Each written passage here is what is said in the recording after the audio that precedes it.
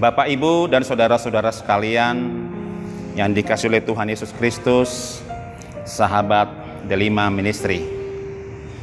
Firman Tuhan hari ini yang menyapa kita sebelum kita memulai aktivitas dan pekerjaan kita hari ini diambil dari Amsal 14 ayat 26. Saya membacakannya kepada kita semua.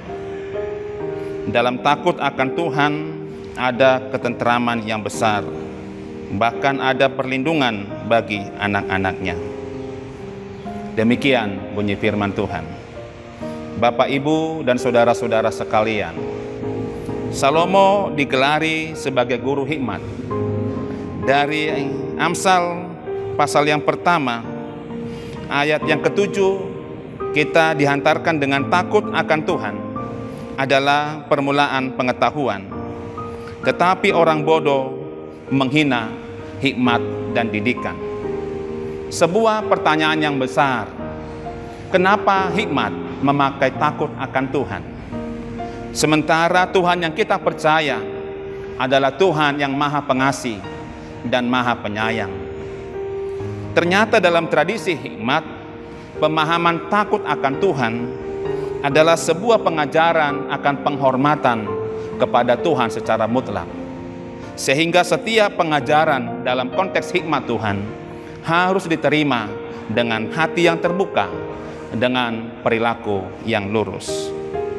Bukan saja takut akan Tuhan dalam Amsal 1 ayat 7, tetapi dalam ayat kita hari ini juga takut akan Tuhan dihubungkan dengan ketentraman kehidupan yang besar, ketentraman hati di dalam Tuhan.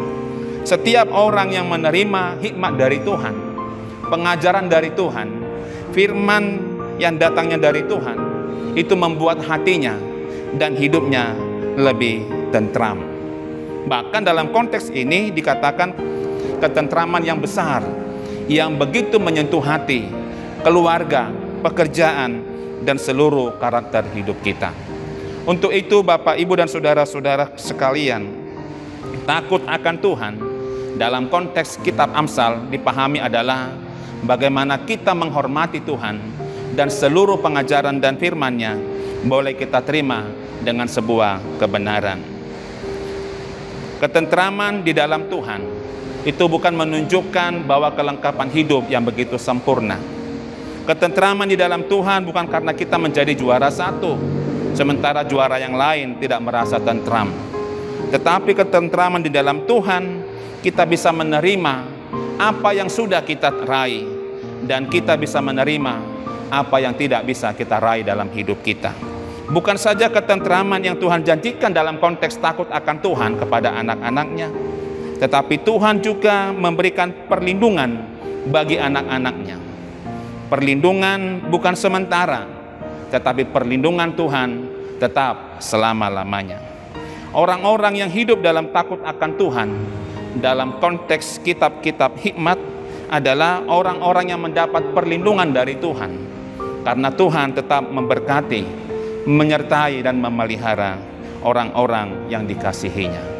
Jadi Bapak, Ibu, dan saudara-saudara sekalian, marilah kita meyakini akan perlindungan Tuhan dalam hidup kita, akan perlindungan Tuhan dalam keluarga kita, akan perlindungan Tuhan untuk anak-anak kita.